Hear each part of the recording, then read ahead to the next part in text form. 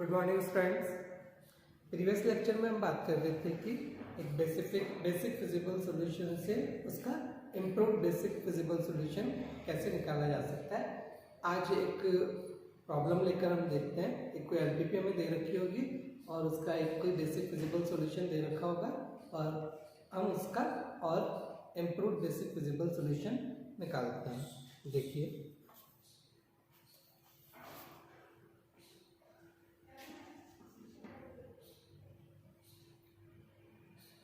ठीक है, x1 equal to 0, x2 equal to 0, x3 equal to 6 and x4 equal to 12 is a basic feasible solution of the following LPP.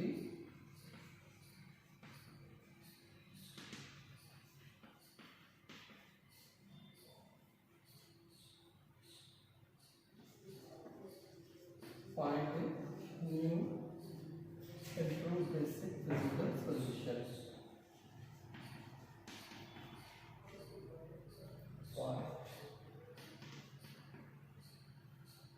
Problem आपकी है maximize z equal to 3x1 plus 5x2 subject to x1 plus 2 x2 plus x3 equal to 6 and 4x1 plus 3x2 plus x4 equal to 12 and x1 x2 x3 x4 all are greater than equal to 0।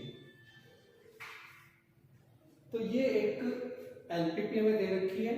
Maximum z equal to 3x1 plus 5x2 subject to x1 plus 2x2 plus x3 equal to 6, 4x1 plus 3x2 plus x4 equal to 12 and x1 x2 x3 x4 are greater than equal to 0।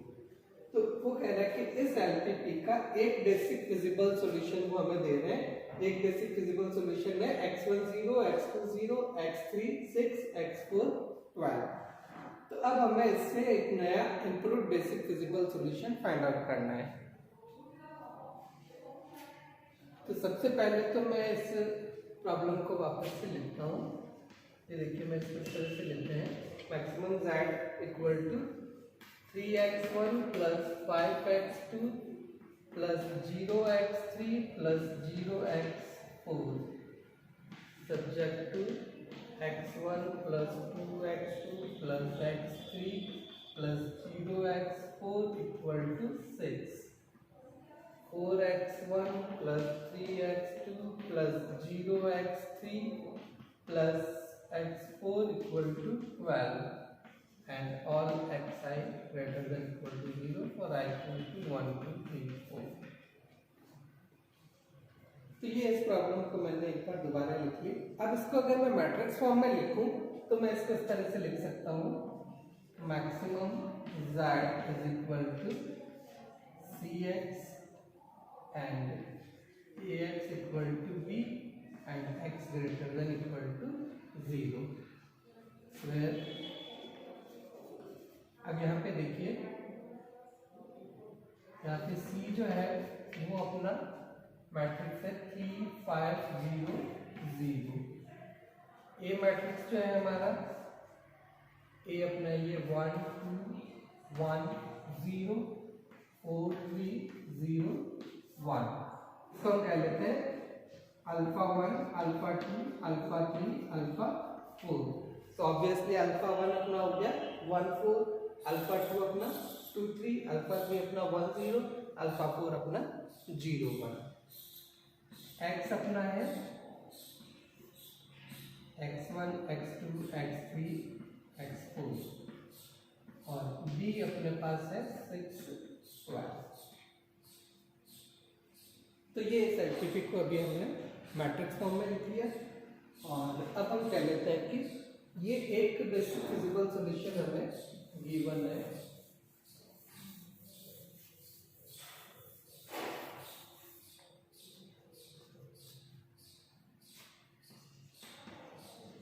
Given this one is a basic feasible solution. तो ये हमें दे रखा है कि इसका एक basic feasible solution ये है। तो इस के रिस्पेक्ट में अगर हम z देखें तो z के रिस्पेक्ट में हमारे पास आएगा, z अपने पास था 3x1 + 5x2 + 0xb + 0x4। तो इसके कॉरस्पॉन्डिंग z देखेंगे तो x1 0, x2 0, 0 + 0 और x3 और x4 की कुछ वैल्यूज है, लेकिन वो यहाँ पे 0 है, तो यहाँ पे अपने पास z की वैल्यू आ रही है 0। तो हमारा ऑब्जेक्टिव फंक्शन जो है वो उसकी वैल्यू इस बेसिक फिजिबल सॉल्यूशन के करस्पॉन्डिंग 0 आ रही है। अब हमें एक इम्प्रूव बेसिक फिजिबल सॉल्यूशन निकालना है जिसके लिए z की वैल्यू 0 से ज़्यादा है और वो एक सॉल्यूशन एक बेसिक फिजिबल सॉल्यूशन होना चाहिए। ये हम कल बता चुके हैं कि इसके लिए क्या होगा। अब देखिए यहाँ पे जो बेसिक फिजिबल सॉल्यूशन है इसमें देखिए इसका जो बेस जो अपना बेसिस जो बन रहा है, आधार जो है वो ये है α3 α4। अब देखिए ये जो सॉल्यूशन हमें दे रखा है इसको मैं अगर x b कह लेता हूं तो हमारे पास हो जाएगा x b × x b = small b। यहाँ पे ये जो b है अपना वो तो अपना यूनिट मैट्रिक्स हो गया। हियर b इज 1 0 0 1, xb जो है अपना वो अपना है x3 x4 और स्मॉल b तो अपना जो है 6 12 हो रही है। cb1 cb2 ये अपना 0 0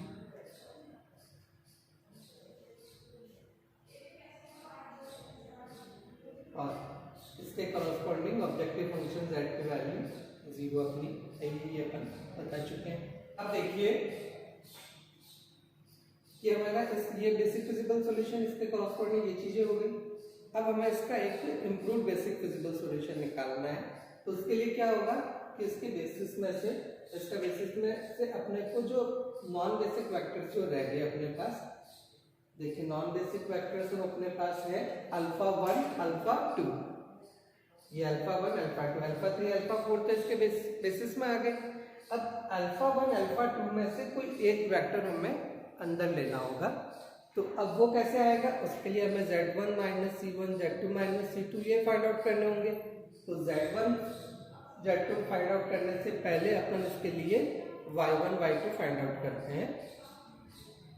तो अब देखिए जो y1 होगा अपना y11 y12 ये जो आएगा अपने पास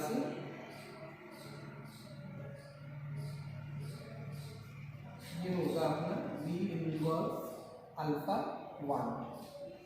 b अपना ये 1 0 0 1, इसका इनवर्स लेंगे तो इसका इनवर्स 1 0 0 1 और α1 अपना है 1 4,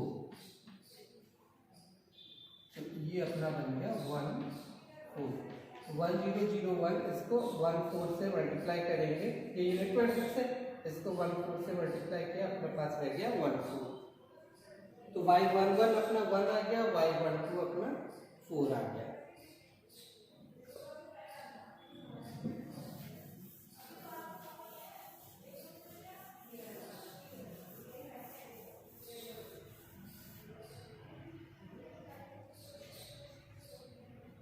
अब अपन y2 निकालें।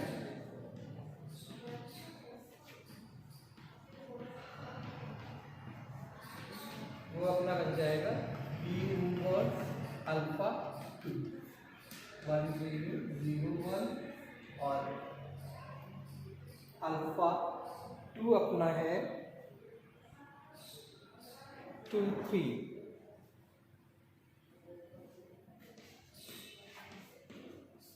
तो ये अपना बन गया 2 3।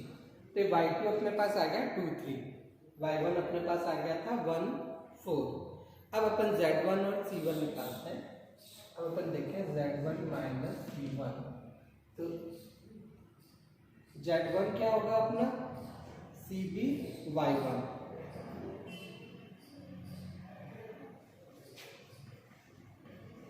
माइनस C1, तो CB देखिए अपना है 0 0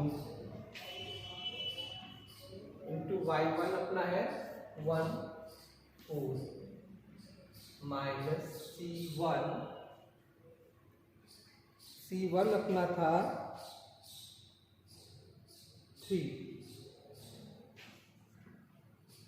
तो देखिए ये वैल्यू अपने पास आ जाएगी, ये 0 प्लस 0 0 माइनस 3, ये हो गया माइनस 3।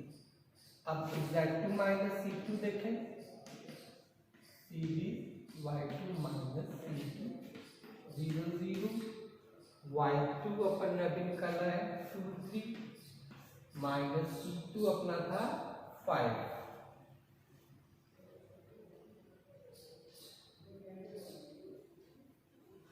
तो ये 0 प्लस 0 0 माइनस 5, ये आ गया minus 5।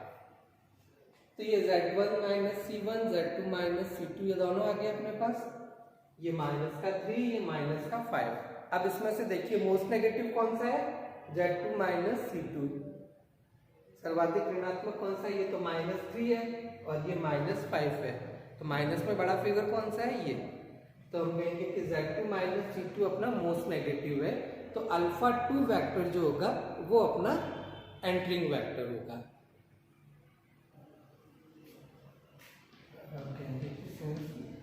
ZJ minus CG is most negative for J equal to 2, so alpha 2 is entering vector।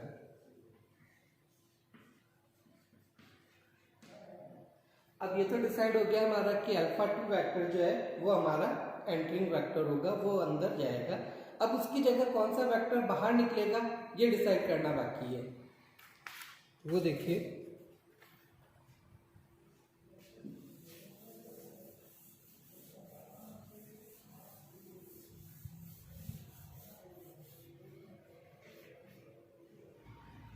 अब देखिए इसके लिए हम ये रेशियो निकालना है, minimum i of x b i upon y i two, y i two greater than 0 होना चाहिए।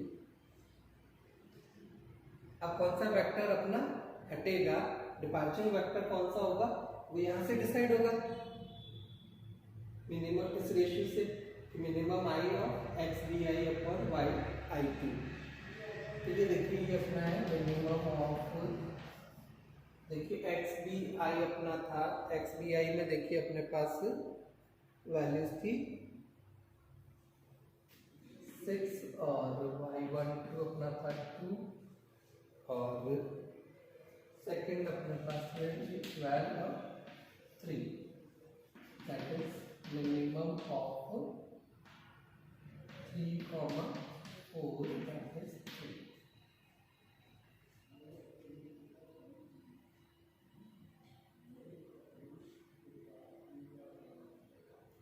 तो ये i इक्वल टू 1 के लिए रेशियो अपने को मिनिमम मिल रहा है, for i equal to 1 the ratio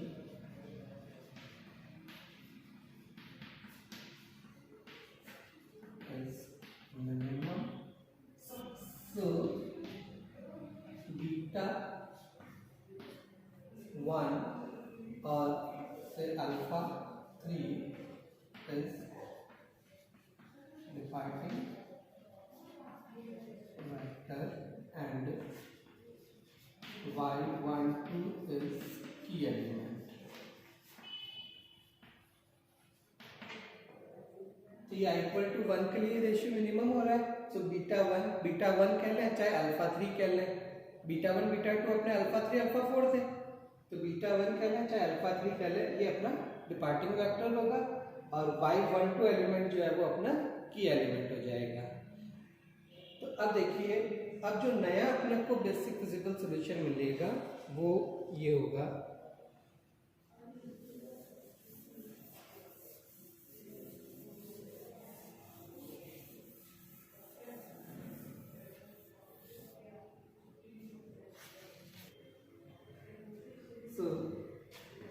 basic vector is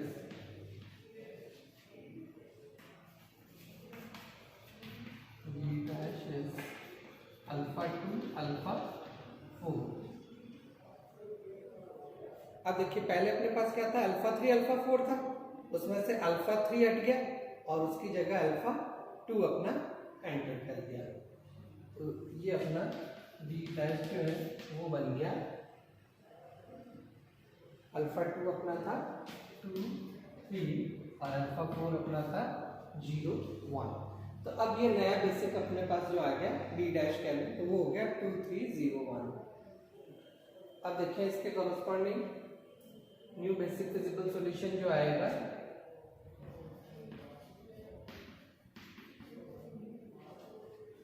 से x b dash calculate b inverse b. तो बी इनवर्स देखिए अब क्या आएगा अपने पास, इसका इनवर्स, तो देखिए इसका इनवर्स होगा अपना 1/2 1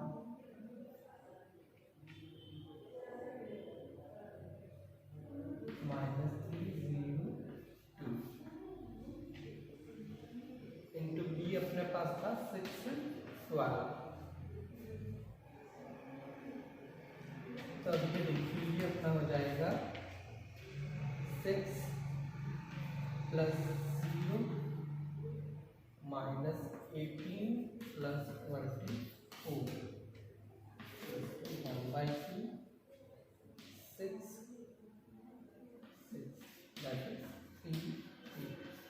तो अब जो नया बेसिक फिजिकल सॉल्यूशन आ रहा है अपना वो आ रहा है 3 3। So that means for new basic physical solution x1 is, ये देखिए 3 3 किसके लिए आ रहा है अपने पास, अल्फा 2 अल्फा 4 के लिए, यानी कि x1 अपना 0 है, x2 अपना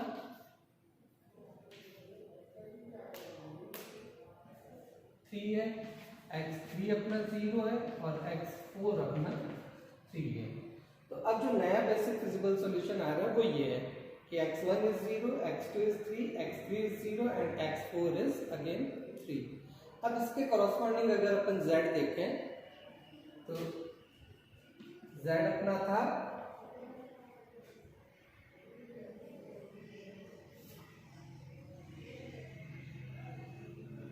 z अपने पास था 3x1, तो 3x1 3 into 0 plus 5x2 5 into 3 plus 0x3 plus 0x4। तो ये हो गया अपना 15। तो यहाँ से अब देखिए अब अपने पास जो z की वैल्यू आ रही है वो आ रही है 15। तो जो पहले जो गिवन बेसिक फिजिबल सॉल्यूशन था उसमें z की वैल्यू थी 0 और अब ये एक नया बेसिक फिजिबल सॉल्यूशन हमने निकाला है, उसके लिए z की वैल्यू अपने पास आ रही है 15। तो ये उससे इम्प्रूव्ड है, पहली वैल्यू 0 थी अब वैल्यू z की 15 आ रही है, तो ज़्यादा आ रही है वैल्यू अपने पास। तो ये बेसिक फिजिबल सॉल्यूशन जो है वो उससे इम्प्रूव्ड बेसिक फिजिबल सॉल्यूशन है। तो इस तरह से एक एलपीपी में अगर हमारे पास एक बेसिक फिजिबल सॉल्यूशन हो तो उससे हम improved basic feasible solution find out कर सकते हैं और इसी प्रोसेस को बार बार करते जाएंगे तो हमें हमारा ऑप्टिमल सॉल्यूशन मिल जाएगा।